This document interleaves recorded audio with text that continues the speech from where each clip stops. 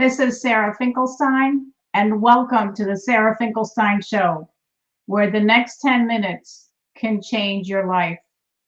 I came across an article recently in the Washington Post about the consequences of family caregiving, and I wanted to share some excerpts from this article with you. Caring for aging parents, sick spouses, is keeping millions of Americans out of work. Four times as many Americans are out of work taking care of adult family members. As an example, one of my examples in this article, I should say, not my example, but the article, Brooke Day quit her job as a concierge in a Washington, D.C. apartment building in October, shortly after her 60-year-old mother suffered a stroke. Now, I think that is 60 years old. That's young, isn't it, by today's standards, especially?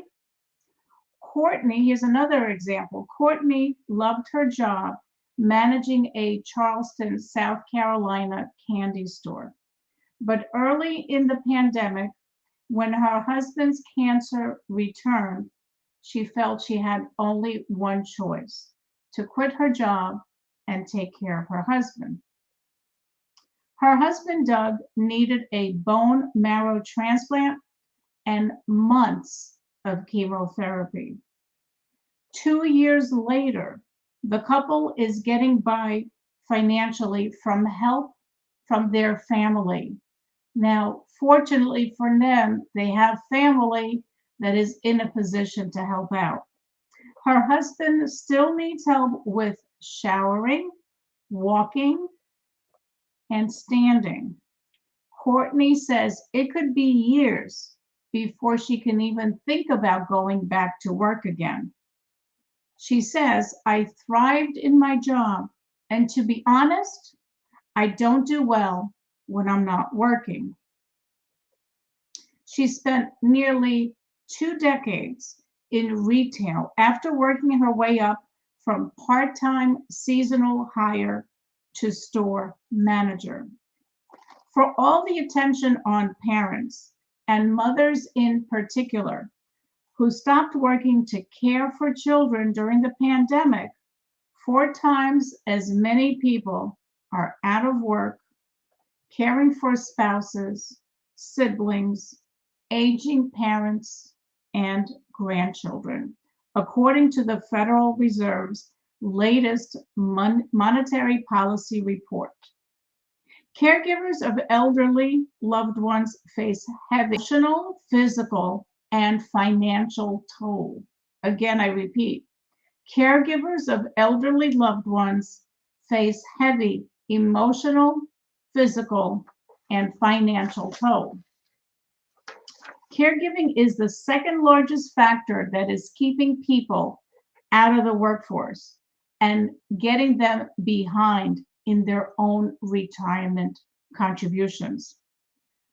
These labor shortages also means less money is going into Social Security payroll deductions.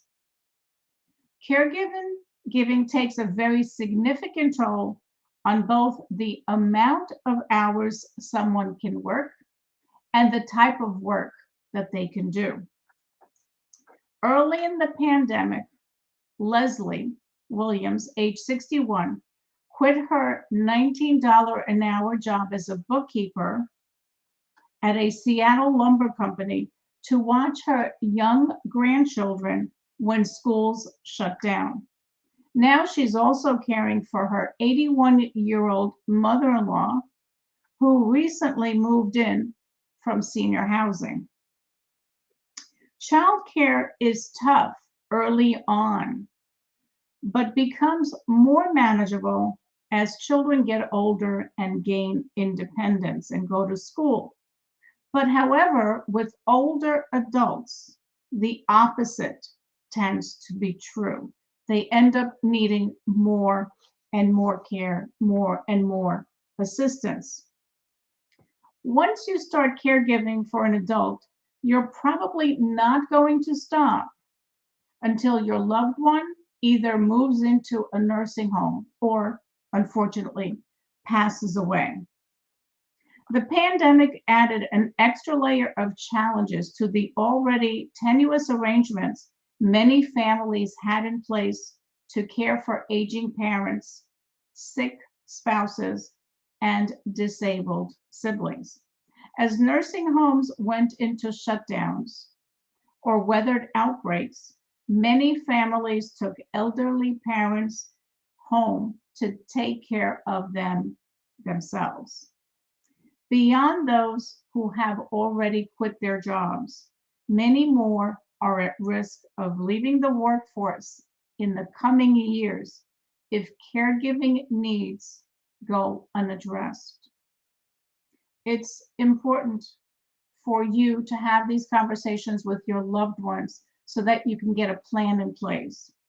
The caregiving burden falls almost completely on the shoulders of women.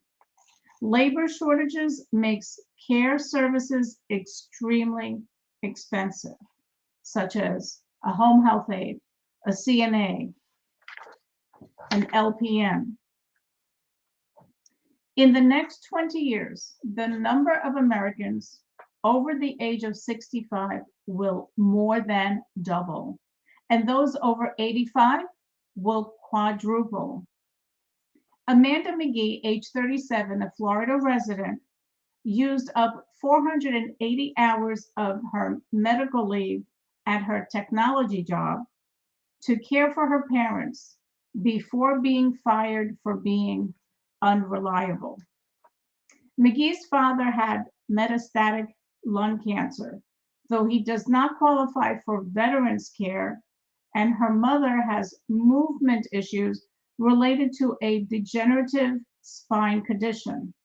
As a result, McGee says she spends much of her time driving her parents to their doctor's appointments and helping them with meals, laundry, and other basics that would make it almost impossible for her to take on a full-time job. For now, she's living on unemployment benefits, though she says it's been a struggle to get by. I'm basically a nursing assistant without certification or a salary, she said. The financial burdens of caregiving are often debilitating for the lowest income households. Family caregivers say they spend on average 25% of their annual income on caregiving expenses. Many caregivers say they've had to stop saving money or have taken on additional debt just to make ends meet. Again, having a plan in place can avoid a catastrophe. John Price, age 43, quit his job bagging groceries to take care of his 45-year-old wife who is disabled. They've been surviving on her Social Security disability payments of $840 a month. After living in a van for almost all of the pandemic, they recently upgraded to a camper, though they haven't had running water since a January freeze disrupted their trailer's plumbing system. Without the funds to hire a plumber, the Prices are spending about $50 a month on bottled water. We're struggling to keep our heads above water with the little bit of money that we have. These are serious issues.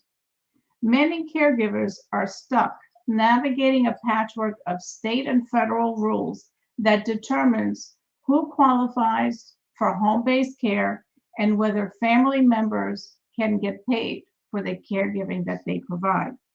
Medicaid, for example, pays family caregivers in some cases, but you have to check the rules in your state. Now, Medicare also covers some services for homebound older Americans, like physical therapy, but it does not pay for 24-hour home care or help for people who only need assistance with the everyday activities like bathing, dressing, and using the bathroom.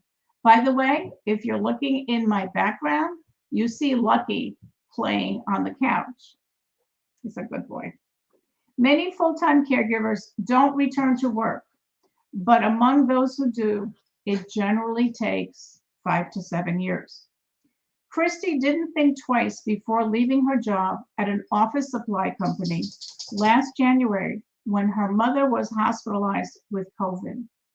She moved in with her 86-year-old mother and for months managed her oxygen tank and gave injections to prevent blood clots.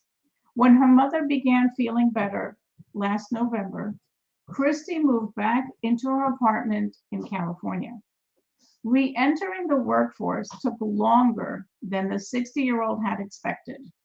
She applied for about 30 jobs over the past 3 months and last week beat out 350 applicants for a position as an administrative assistant for an artist. Congratulations, Christy. She isn't sure what she and her siblings will do if her mom's condition worsens, but for now, she's happy to be working again.